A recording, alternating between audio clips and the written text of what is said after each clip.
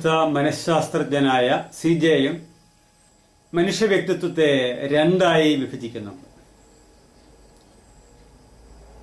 രണ്ടു തരത്തിൽപ്പെട്ട വ്യക്തിത്വങ്ങൾ ഉണ്ട് എന്നാണ് അദ്ദേഹം പറയുന്നത്. ഒന്ന് അന്തർമുഖികൾ, രണ്ട് ബഹിർമുഖികൾ. അന്തർമുഖികൾ എന്നതുകൊണ്ട് യുങ് അർത്ഥമാക്കിയത് പൊതുസമൂഹത്തിൽ ഇടപെടുവാൻ മടിച്ചുകൊണ്ട് ഉൾവലിഞ്ഞ് എല്ലാ കാര്യങ്ങളിൽ നിന്നും പിന്നോട്ട് പായുന്ന വ്യക്തികളെയാണ്. രണ്ടാമത്തതില് ബഹിർമുഖികൾ എന്നതില് അദ്ദേഹം പരിഗണിച്ചത്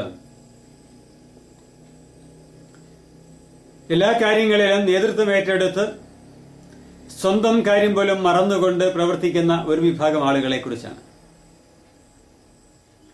വളരെ വ്യാപകമായ അർത്ഥത്തിലാണ് സിജെയും വ്യക്തിത്വത്തെ ഇങ്ങനെ രണ്ടായി വിഭജിച്ചത്.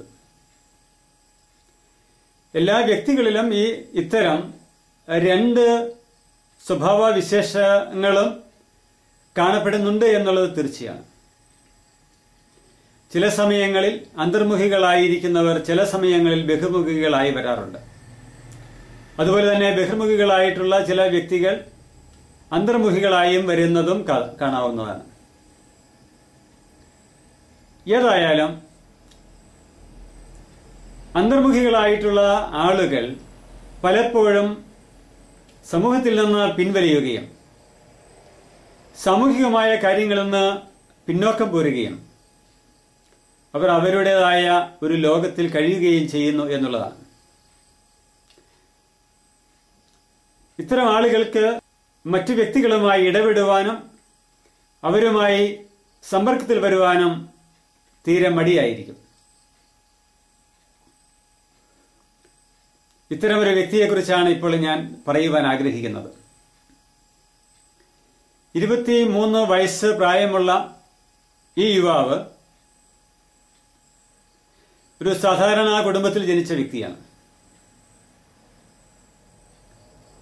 ഈ യുവാവിന്റെ പ്രത്യേകത, അദ്ദേഹം ഡിഗ്രി പഠനത്തിനു ശേഷം പോസ്റ്റ് ഗ്രാജുവേഷൻ എടുക്കുന്നതിനെ കുറിച്ച് ചിന്തിക്കുകയും എന്നാൽ ആ കോഴ്സിന് ചേരാതെ നിൽക്കുകയുമാണ് ചെയ്തത്. അതായത് ഇയാളുടെ പഠനം ബ്രേക്ക് ആയിരിക്കുന്നു.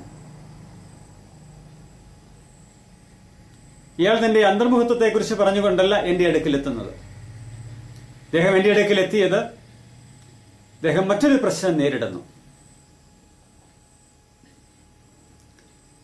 തന്റെ പഠനകാലത്തും ഇപ്പോഴും പെൺകുട്ടികളുമായി സംസാരിക്കുമ്പോൾ ഇയാളുടെ കണ്ണുകൾ സ്ത്രീകളുടെ അല്ലെ പെൺകുട്ടികളുടെ മുഖത്തു നിന്നും താഴേക്ക് പോകുന്നു എന്നാണ് ഇയാളുടെ പ്രശ്നം. ഇത്തരം പ്രശ്നങ്ങൾ അനുഭവിക്കുന്ന അനേകം യുവാക്കന്മാരുണ്ട് എന്ന് എനിക്കറിയാം. ഇവരുടെ പ്രശ്നങ്ങൾക്കെല്ലാം അടിസ്ഥാനപരമായ കാരണങ്ങളും കണ്ടേക്കാം. ഇയാൾ അന്തർമുഖനാണ് എന്ന് മനസ്സിലാക്കിയപ്പോൾ ആദ്യമായി തന്നെ ഞാൻ തിരഞ്ഞത് ഇയാളുടെ മാതാപിതാക്കന്മാരുടെ കർക്കശ സ്വഭാവത്തെ കുറിച്ചാണ്. പൊതുവെ കർക്കശ സ്വഭാവക്കാരായ മാതാപിതാക്കന്മാരുടെ മക്കൾ അന്തർമുഖരായി തീരുക സാധാരണമാണ്. കർശനമായ നിയന്ത്രണത്തിലും കർക്കശമായ നിയമവ്യവസ്ഥയിലും കഴിയുന്ന മക്കൾ അന്തർമുഖരായില്ലെങ്കിലേ അത്ഭുതമുള്ളൂ. എന്നുവെച്ച് യാതൊരു നിയന്ത്രണവുമില്ലാതെ കുമാരന്മാരെയും കുട്ടികളെയും യുവാക്കന്മാരെയും വിടണം എന്നല്ല ഇതുകൊണ്ട് അർത്ഥമാക്കുന്നത്. ഏറ്റവും കർക്കശമായ നിയന്ത്രണത്തിനും യാതൊരു നിയന്ത്രണമില്ലായ്മയ്ക്കും ഇടയിലുള്ള ഒരു വഴിയിലൂടെയാണ് ഇവരെ നയിക്കേണ്ടത്. ഞാൻ പറഞ്ഞ യുവാവിന്റെ പ്രത്യേകത, ഇയാൾക്ക് സ്ത്രീകളുടെ മുഖത്തു നോക്കുവാൻ കഴിയുന്നില്ല എന്നുള്ളതാണ്. ഇയാളുടെ കണ്ണുകൾ മറ്റെന്തിനോ ഒക്കെ വേണ്ടി പരതി പോകുന്നു എന്നാണ് ഇയാൾ പറയുന്നത്. ഏതായാലും ഈ യുവാവിനെ സംബന്ധിച്ചിടത്തോളം അയാൾ വലിയ മാനസിക വ്യഥ അനുഭവിച്ചിരുന്നു. ഈ മാനസിക വ്യഥ മറ്റൊരാളോട് പങ്കുവയ്ക്കുവാൻ കഴിയുന്നതായിരുന്നില്ല. ഇത് ഏറ്റവും രഹസ്യമായി ഒരു സൈക്കോളജിസ്റ്റിന്റെ അടുക്കൽ മാത്രം അവതരിപ്പിക്കാൻ കഴിയുന്ന കാര്യങ്ങളായിരുന്നു. ഏതായാലും ഇയാൾ തന്റെ പ്രശ്നങ്ങൾ എന്റെ മുമ്പിൽ അവതരിപ്പിച്ചു. ഇയാളുടെ മനസ്സിൽ തളം കെട്ടി കിടന്നിരുന്ന പഴയകാല തിക്ത അനുഭവങ്ങളെ നീക്കിക്കളയേണ്ടി വന്നു.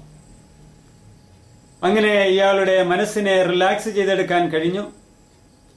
അങ്ങനെ റിലാക്സ് ചെയ്ത് കഴിഞ്ഞപ്പോൾ ഇയാളെ സംബന്ധിച്ചിടത്തോളം ഇയാൾക്ക് ഒത്തിരി ആശ്വാസം അനുഭവപ്പെട്ടു. ഇയാൾ തന്റെ പ്രശ്നത്തിൽ നിന്ന് മോചിതനായി. അയാൾ വളരെ സന്തോഷത്തോടുകൂടി എന്റെ അടുക്കിൽ നിന്നും പോയി. അദ്ദേഹം എന്നോട് മനസ്സ് തുറന്ന് സംസാരിച്ചു. നീ ഏതൊരു പെൺകുട്ടിയോടും ഏതൊരു സ്ത്രീയോടും സ്വതന്ത്രമായി സംസാരിക്കുവാൻ കഴിയുമെന്നുള്ള ഒരു മാനസിക ധൈര്യവും സ്ഥൈര്യവും അദ്ദേഹം നേടിക്കഴിഞ്ഞിരുന്നു. ഇതുപോലെ സ്ത്രീകളെ കാണുമ്പോൾ ഭയപ്പെടുകയും പുരുഷന്മാരെ കാണുമ്പോൾ ഭയപ്പെടുകയും ചെയ്യുന്ന സ്ത്രീകളും പുരുഷന്മാരും എല്ലാം ഉണ്ട്. ആൺകുട്ടികളും പെൺകുട്ടികളും ഒക്കെയുണ്ട്. അവർ അന്തർമുഖരാണോ എന്ന് പരിശോധിക്കണം. അവരുടെ അന്തർമുഖത്തിന്റെ കാരണം തിരയണം. അവർ ഉള്ളിലേക്ക് പിൻവലിയുവാനുള്ള കാരണം എന്താണെന്ന് കണ്ടെത്തണം. അതിന് പരിഹാരം കണ്ടെത്തണം. അങ്ങനെ അതിന് പരിഹാരം തേടുമ്പോൾ, പരിഹാരം നൽകുമ്പോൾ ഇവർ സ്വതന്ത്രരായി തീരുമെന്നുള്ളത് തീർച്ചയാണ്. പ്രശ്നമോ അല്ല, ജീവിതം തന്നെ ഒരു പ്രശ്നമോ? എല്ലാം ഒന്ന് പെയ്തൊഴിഞ്ഞിരുന്നെങ്കിൽ എന്ന് നിങ്ങൾ ആഗ്രഹിച്ചിട്ടില്ലേ? അതെ, എല്ലാം പെയ്തൊഴിയുവാൻ മനസ്സ് തുറക്കും. നിങ്ങളുടെ സഹായത്തിന് help line numbers 9496379230, 9847304999, email at gkalapura@gmail.com, counselorsforum@gmail.com.